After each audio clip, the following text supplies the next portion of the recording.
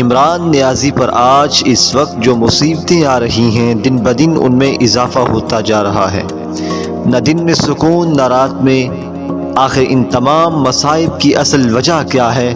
تو آئیے ان پر تھوڑا سا تبصرہ کرتے ہیں۔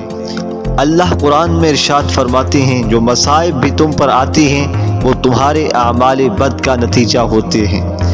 سب سے پہلے اسلام کے نام پر فحاشی کو عام کرنے والا کون؟ سب سے پہلے علماء کرام پر کیچڑ اچھالنے والا کون؟ سب سے زیادہ مذہبی جماعتوں کی توہین کرنے والا کون؟ سب سے زیادہ اسلام کا مذاق اڑانے والا کون؟ سب سے زیادہ علماء سے نفرت کرنے والا کون؟ سب سے زیادہ کشمیریوں پر ظلم کروانے والا کون؟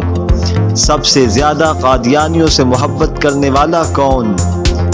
سب سے زیادہ جھوٹ بولنے والا کون؟ سب سے زیادہ لوگوں کو دین سے متنفر کرنے والا کون؟ فوج کو سب سے زیادہ بدنام کرنے والا کون؟ قانون کو سب سے زیادہ ہاتھ میں لینے والا کون؟ تو یقیناً ایک ہی جواب ملتا ہے، وہ ہے عمران نیازی۔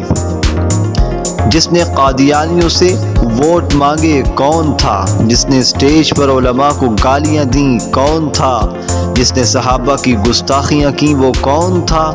جس نے قرآن کے احکامات کو بدل ڈالا وہ کون تھا؟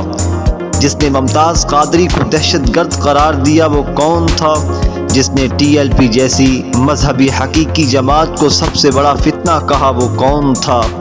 جس نے ختم نبوت پر کئی بار حملہ کرنے کی ناکام کوششیں کی وہ کون تھا؟ جس نے آسیہ ملعونہ کو، جس نے پیغمبر کی شان کے اندر گستاخی کی، اس کو باعزت رہا کرنے والا کون تھا؟ جس نے ڈاکٹر عافیہ کے بارے میں کچھ بھی نہ کہا اور سیاست سے پہلے بڑے بڑے دعوے کیے وہ کون تھا؟ جس نے مدارس دینیہ کو فضول کہا وہ کون تھا؟